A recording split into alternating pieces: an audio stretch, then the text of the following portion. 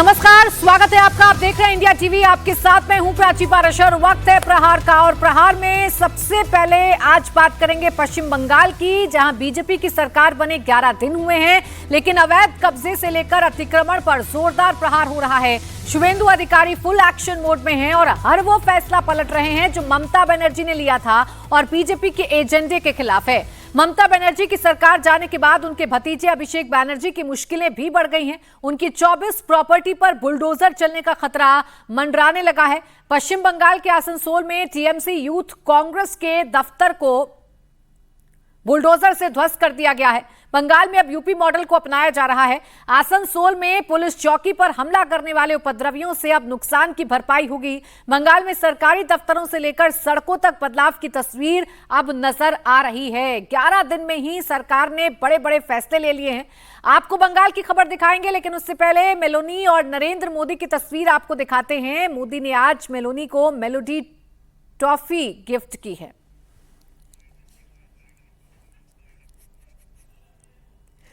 तो ये तस्वीर हम आपको दिखा रहे हैं। देखिए, आज अपने देश जो आखिरी देश है उसके दौरे पर प्रधानमंत्री पहुंचे हैं और मेलोनी के साथ आज सुबह की भी तस्वीरें आपने देखी थी, जब मेलोनी उनको दिखा रही थी खड़े होकर नज़ारे इटली के। और अब प्रधानमंत्री ने मेलोनी को मेलोडी गिफ्ट की है। ये रोम से तस्वीरें इस वक्त आपके सामने हैं। तो अपने आखिरी देश के दौरे पर प्रधानमंत्री पहुंचे हैं। 5 देशों की सफल यात्रा प्रधानमंत्री नरेंद्र मोदी ने की है और मेलोडी के साथ अब डिप्लोमेसी की बात प्रधानमंत्री नरेंद्र मोदी करेंगे। रोम के साथ करेंगे, मेलोनी के साथ करेंगे। लेकिन आज सुबह से ही जो तस्वीरें आ रही हैं वो हम आपको दिखा रहे हैं। इससे पहले वो तस्वीर भी आई जब रोम में पहुंचे प्रधानमंत्री को मेलोनी की तरफ से इटली दिखाया गया, रोम दिखाया गया और अब मेलोडी गिफ्ट की है प्रधानमंत्री ने। अब इस मेलोडी की मिठास इन दोनों ही देशों के रिश्ते में कितनी घुलेगी, ये देखना दिलचस्प होगा। Prime Minister Modi brought us a gift, a very, very good toffee. Melody. Prime Minister Modi brought us a gift, a very, very good toffee. Melody. Prime Minister Modi brought us a gift, a very, very good toffee.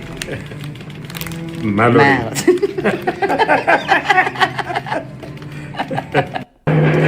Prime Minister Modi brought us a gift, a very, very good toffee. Melody.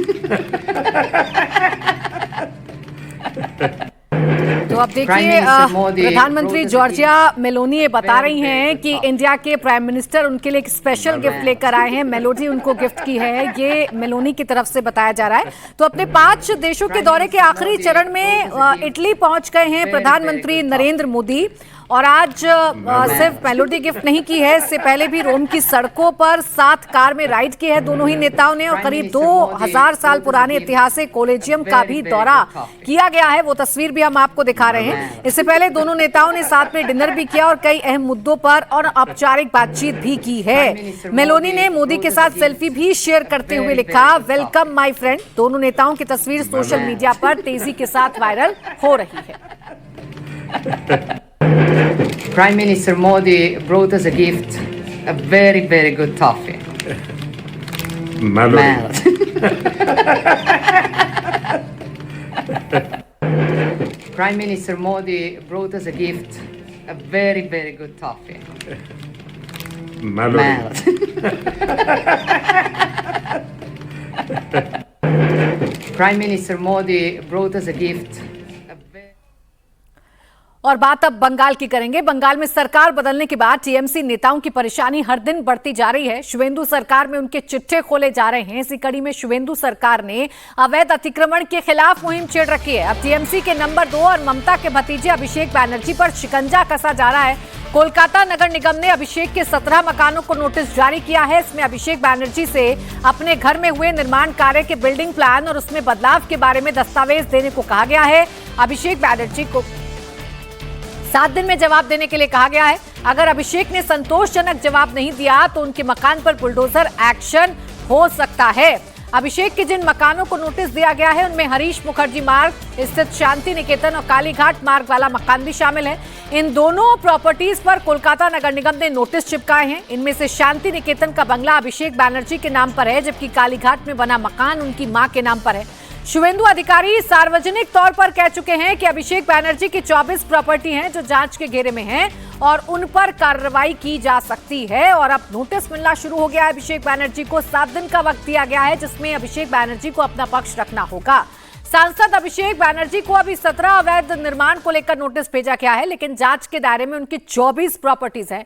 इनमें से 14 संपत्तियां leaps and bounds company के नाम पर हैं, 4 खुद अभिषेक बैनर्जी के नाम पर हैं और 6 उनके पिता के नाम पर रजिस्टर्ड हैं।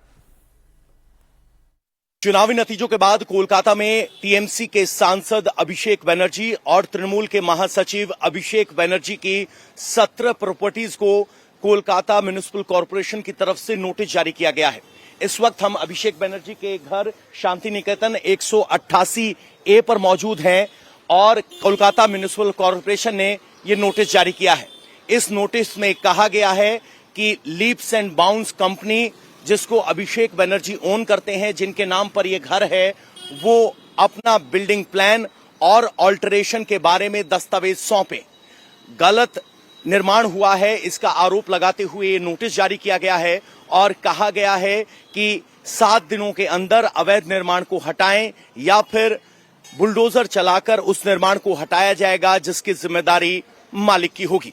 इस वक्त हम हरीश मुखर्जी रोड पर 188A पर मौजूद हैं। ये अभिषेक बैनर्जी का घर है, जहां कोलकाता पुलिस अभी भी तैनात है। ऊपर देखेंगे तो 4 फ्लोर का घर है और जो नोटिस दिया गया है उसमें कहा गया है कि इसमें अवैध निर्माण गया है और लिफ्ट के अलावा जो बाकी अवैध निर्माण है उसका बिल्डिंग प्लान सैंक्शन किया जाए। लीप्स एंड बाउंड्स वो कंपनी है जिसको अभिषेक बैनर्जी ओन करते हैं। इसके अलावा अभिषेक बैनर्जी की मां के नाम लता बैनर्जी जी के नाम भी एक फ्लैट है या प्रॉपर्टी है, उसको भी नोटिस दिया गया है और उनके पिताजी के नाम पर जो प्रॉपर्टी है उसको भी नोटिस दिया गया है। टीएमसी की तरफ से कहा जा रहा है कि ये पॉलिटिकल वेंडेटा है, जबकि बंगाल सरकार में मंत्री अग्निमित्रा पॉल की तरफ से कहा गया, सिर्फ पूछा गया है कागज दिखाइए, सब ठीक होगा तो कुछ नहीं होगा और गलत होगा तो कार्रवाई होगी। कुल मिलाकर जिस तरीके से कुल 17 प्रॉपर्टीज को नोटिस दिया गया है, एक बार फिर अभिषेक बैनर्जी की प्रॉपर्टीज पर निर्माण को लेकर स्क्रूटनी के दायरे में है और इस नोटिस की मियाद 25 जून को समाप्त हो रही है। 25 जून के बाद क्या बुलडोजर चलेगा या उससे पहले अभिषेक बैनर्जी अपने दस्तावेजों के जरिए अपने निर्माण को वैध ठहराने की कोशिश करेंगे, ये सबसे बड़ा सवाल है। कल सूत्र बता रहे हैं कि जब ममता बनर्जी के घर पर बैठक हुई तो अभिषेक बैनर्जी की तरफ से कहा गया कि वो बीजेपी के साथ संघर्ष जारी रखेंगे, झुकेंगे नहीं, अगर जो करना है वो कर लें। इन सब स्थिति के बीच सबकी निगाहें अभिषेक बैनर्जी की कंपनी लीप्स एंड बाउंड्स की प्रॉपर्टीज, उनके पिताजी के नाम पर रजिस्टर्ड प्रॉपर्टीज और मां के नाम पर रजिस्टर्ड प्रॉपर्टीज पर टिकी हुई हैं और सब इस बात के साथ संशय में हैं कि आखिर 25 जून को क्या होगा जब कोलकाता म्युनिसिपल कॉर्पोरेशन की इस नोटिस का मियाद खत्म होगी। कोलकाता म्युनिसिपल कॉर्पोरेशन के चेयरमैन फरहाद हाकिम से जब ये सवाल किया गया तो उनकी तरफ से कहा गया इस नोटिस के बारे में उन्हें कोई जानकारी नहीं है, ये एडमिनिस्ट्रेटिव नोटिस है और ये कोलकाता म्युनिसिपल एक्ट 1980 के तहत दिया गया नोटिस है। अब अभिषेक बैनर्जी की बाकी संपत्तियां जो नगर निगम की रडार पर हैं। कोलकाता नगर निगम ने कालीघाट रोड स्थित उनके मकानों को लेकर भी नोटिस भेजा है। कालीघाट रोड पर 121 और 119 नंबर अभिषेक बैनर्जी का है। इसके अलावा कोलकाता के प्रेमेंद्र मित्रा सरनी, पंडितिया रोड और उस्ताद आमिर खान सरनी जैसे पॉश इलाकों में स्थित कई आवासीय और व्यावसायिक ठिकाने इस लिस्ट में शामिल हैं। इस वक्त हम कोलकाता के कालीघाट रोड पर मौजूद हैं और यहां भी अभिषेक बैनर्जी की कंपनी लीप्स एंड बाउंड्स की 2 प्रॉपर्टीज हैं। मेरे पीछे जो आप ये प्रॉपर्टी देख रहे हैं ये 5 मंजिला प्रॉपर्टी है, जिसके ग्राउंड फ्लोर पर आपको अभिषेक हार्डवेयर दिखाई देगा। हालांकि अभी स्पष्ट नहीं है कि अभिषेक हार्डवेयर क्या अभिषेक बैनर्जी हैं, ये अभी स्पष्ट नहीं है। लेकिन कोलकाता म्युनिसिपल कॉर्पोरेशन का नोटिस कहता है कि सैंक्शन बिल्डिंग प्लान से ज्यादा का निर्माण किया गया है और अपने सैंक्शन बिल्डिंग प्लान के साथ सफाई पेश करें कि क्यों न इस निर्माण को तोड़ दिया जाए। और इसके लिए 25 तारीख की मियाद रखी गई है। ये 121 है, जिस पर आपको ऑल इंडिया तृणमूल कांग्रेस का बोर्ड भी दिखाई देगा। यहां अभी भी कोलकाता पुलिस के जवान तैनात हैं, उनकी गाड़ियां खड़ी हैं। जैसे ही आप आगे जाएंगे, जो अगली बिल्डिंग है वो 119 है। 119 और 121 अगल बगल की बिल्डिंग है और इन दोनों बिल्डिंग को भी नोटिस दिया गया है। उस बिल्डिंग में आप देखेंगे तो नीचे आपको दुकानें दिखाई देंगी, लेकिन ऊपर का स्ट्रक्चर अलग है और वो सैंक्शन प्लान से ज्यादा बनाया गया एक फ्लोर स्पष्ट तौर पर दिखाई दे रहा है। अब सबकी निगाहें 25 जून पर हैं, जब इस नोटिस की मियाद खत्म होगी। तृणमूल की तरफ से इसे पॉलिटिकल वेंडेटा यानी बदले की राजनीति बताया जा रहा है, तो बीजेपी की तरफ से कहा जा रहा है सही होगा तो बचेगा, गलत होगा तो तोड़ा जाएगा। यानी अभिषेक बनर्जी की प्रॉपर्टीज पर भी अब कोलकाता म्युनिसिपल कॉर्पोरेशन की निगाह है। और सबसे बड़ी बात यह कि कोलकाता म्युनिसिपल कॉर्पोरेशन के चेयरमैन फिरहाद हाकिम खुद कह रहे हैं कि इन नोटिस के बारे में उन्हें कोई जानकारी नहीं, ये एडमिनिस्ट्रेटिव मामला है। अभी कोलकाता नगर निगम पर टीएमसी का कब्जा है। अभिषेक बनर्जी टीएमसी के महासचिव और ममता के बाद पार्टी के नंबर 2 नेता हैं। शुवेंदु ने कमान संभालने के बाद सीधे अभिषेक को टारगेट किया। उनके 17 मकानों को नोटिस भेजा गया। बंगाल की नई नगर पालिका मामले और शहरी विकास मंत्री अग्निमित्रा पॉल साफ कर चुकी हैं कि कोई भी कानून से ऊपर नहीं है। एक तरफ कोलकाता नगर निगम अभिषेक को नोटिस दे रही है, तो दूसरी तरफ अभिषेक बनर्जी से बदले की संभावना से की जा रही कार्रवाई बता रहे हैं। कल ममता के घर पर टीएमसी नेताओं के साथ हुई बैठक के दौरान अभिषेक ने कहा कि वो जो चाहें कर लें, उन्हें मेरे घर पर नोटिस भेजना है भेजें, मेरा घर तोड़ना है तो तोड़ दें, मैं इन गीदड़ भभकियों के आगे कभी नहीं सिर झुकाऊंगा। चाहे जो भी परिस्थिति आ जाए, बीजेपी और इस दमनकारी सरकार के खिलाफ मेरी लड़ाई और मजबूती से जारी रहेगी। तो अभिषेक बनर्जी तो ये कह रहे हैं कि वो झुकने वाले नहीं है, लेकिन अभिषेक बनर्जी को उस कोलकाता नगर निगम से नोटिस मिला है जहां टीएमसी का ही मेयर फिरहाद हाकिम है, जो ममता बनर्जी के करीब बताए जाते हैं।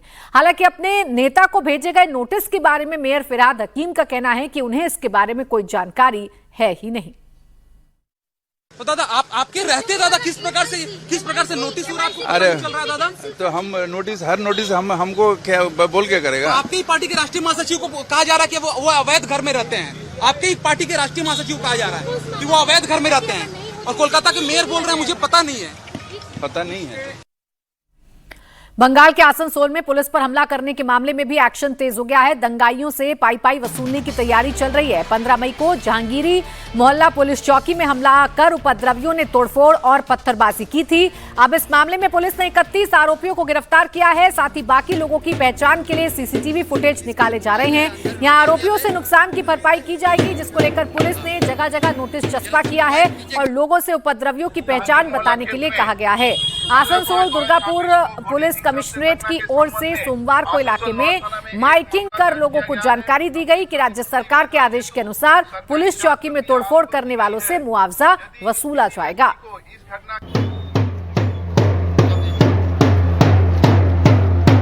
क्षतिपूर्ति विनिधान हेतु सरकारी जांच प्रक्रिया आरंभ की गई है।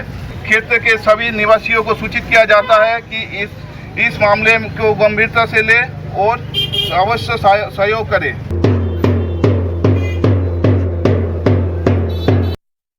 जहांगीर मोहल्ला टाउन आउटपोस्ट में इंसिडेंट हुई थी, उसमें हम लोगों का जो क्राइम इन्वेस्टिगेशन है वो चल रहा है। उसके साथ ही साथ West Bengal maintenance of public order act, इसके तहत भी हम लोगों ने कार्रवाई शुरू करी है। कल होम डिपार्टमेंट से एक ऑर्डर हुआ था, एक हमारे असिस्टेंट कमिश्नर हैं, उनको ऑथराइज़ किया गया है इंक्वायरी ऑफिसर, तो वो इंक्वायरी कर रहे हैं कि जो भी प्रॉपर्टी का डैमेज हुआ है उसकी रिकवरी के लिए एक प्रोसेस उसमें प्रोवाइड की गई है एक्ट में, और जो रूल्स हैं तो वो प्रोसेस आज से शुरू हुई है। तो अभी तक क्या असेसमेंट हुआ है, क्या डैमेजेस हुआ है? प्रॉपर्टी का जो पूरा असेसमेंट है वो चल रहा है, उसकी एक प्रोसेस होती है, एवेल्यूएशन और जो असेसमेंट है वो पूरा होता है, तो वो भी चल रहा है। अभी गवर्नमेंट प्रॉपर्टी की जो डैमेज हुई है उसके लिए अवैध अतिक्रमण से लेकर उपद्रवियों तक ताबड़तोड़ एक्शन शुवेंदु अधिकारी ले रहे हैं। कुल मिलाकर सुपर एक्टिव मोड में है सीएम बनने के बाद से ही। आज वो उत्तर बंगाल के दौरे पर हैं। मुख्यमंत्री बनने के बाद उनका ये पहला दौरा है। अब से कुछ देर पहले वो सिलीगुड़ी पहुंचे हैं। आज पश्चिम बंगाल के सीएम सिलीगुड़ी में चिकन नेक यानी सिलीगुड़ी कॉरिडोर की जमीन के पेपर बीएसएफ को सौंपेंगे। सिलीगुड़ी कॉरिडोर की करीब 120 एकड़ जमीन केंद्र सरकार को सौंप दी है।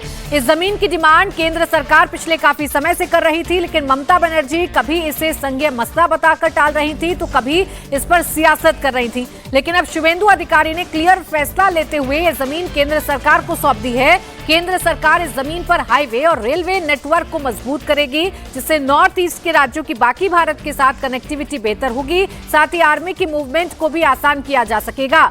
आज सिलीगुड़ी पहुंचे शुवेंदु अधिकारी ने कहा कि उत्तर बंगाल का विकास उनकी प्राथमिकताओं में से एक है।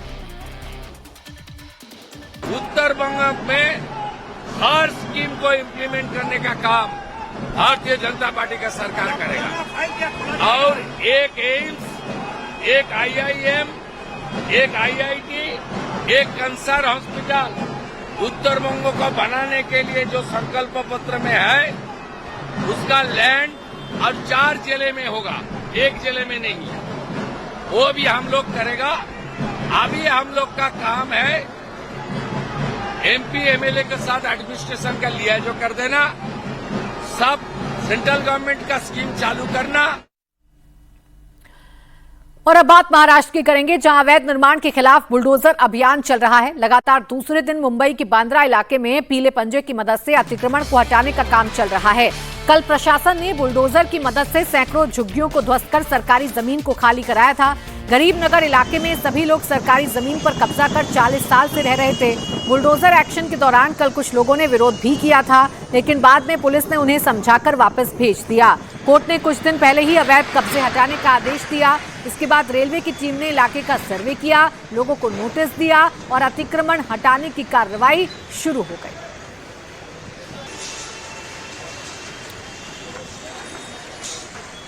अब देखिए, रेलवे की जमीन है और इस रेलवे की जमीन पर सालों साल लोगों ने कब्जा किया हुआ था। यहाँ अस्थायी घर बना लिए गए थे, यहाँ कच्चा पक्का कंस्ट्रक्शन कर लिया गया था। अब जिन लोगों के घर टूट रहे हैं, जाहिर बात है कि उनमें विरोध भी है, दुख भी है, लेकिन ये फैसला हाई कोर्ट का है और इस कोर्ट के फैसले के बाद ही इस जमीन को कब्जा मुक्त करवाया जा रहा है।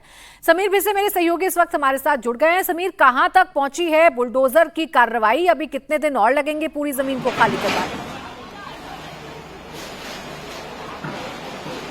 बिल्कुल, तकरीबन और 3 दिन लग सकते हैं इस पूरी कार्रवाई को अंजाम तक पहुंचाने के लिए। और हम दृश्यों में आपको दिखा दें कि कार्रवाई कहां से कहां तक शुरू हुई थी। जहां से हम मलबा देख रहे हैं, तकरीबन आगे बढ़ते हुए वो अभी अगर हम बात कर ले तो तकरीबन 30% घर जो है अब तक तकरीबन टूट चुके होंगे, क्योंकि बड़े पैमाने पर मशीनरीज लगा के जो हम देख रहे हैं, इस वक्त बड़ी सी जो मशीन देख रहे हैं पोकलेन कहते हैं, और लगातार एक के बाद एक घर जो है ये तोड़ते जा रही है। और साथ में जो छोटे जो जेसीबी मशीन लगे उनसे मलबा हटाने का काम भी साथ ही साथ जारी है। ये एक इस ब्रिज के हम दाहिना हिस्सा दिखा रहे हैं, हम आपको बाएं हिस्से में भी दिखा देते हैं दृश्य फिलहाल क्या है पूरे इस इलाके के, क्योंकि बिल्कुल जो रेलवे का जो ब्रिज है उससे सटे हुए ये मकान बने हुए थे। अगर दृश्य में अगर हम आपको दिखाने की कोशिश करें तो जो ये ब्रिज जा रहा है ठीक उसके बगल में ही ये घर बने हुए हैं और इनको तोड़ने का काम इस वक्त जारी है। जो कुछ सामान था लोगों से कहा था कि आप उसे खाली कर लें घर टूट, और उसके बाद जो है इस कार्रवाई को अंजाम दिया गया। हम आगे चलकर इस पूरे इलाके को आपको दिखा देते हैं कि किस तरीके से बिल्कुल रेलवे से सट कर ये सारे के सारे घर बनाए गए थे, जिसे अब तोड़ने का काम और रेलवे प्रशासन की ओर से किया जा रहा है। ये हम आपको दृश्य दिखा देते हैं। यहाँ देखिए, आप देखेंगे कि जेसीबी यहाँ पर बिल्कुल तोड़ा कार्रवाई कर रहा है, जहाँ पर हम ब्रिज पे खड़े और ठीक हम हाथ किसी के घर में डाल सकते हैं, इतने नजदीक ये घर बने हुए थे। बिल्कुल ये देखिए, ये टीन के बने हुए ये घर है, बिल्कुल इससे लगे हुए सटे हुए हैं जी। और अब इन्हें हटाने का काम यहाँ जेसीबी जो पोकलेन मशीन है उसके जरिए जारी है, बिल्कुल, ताकि विकास की परियोजनाओं का काम हो सके, रेलवे के विस्तारीकरण का काम हो सके। इसलिए रेलवे अपनी जमीन को खाली करवा रहा है, कब्जा मुक्त करवा रहा है। शुक्रिया आपका समीर तमाम जानकारी के लिए।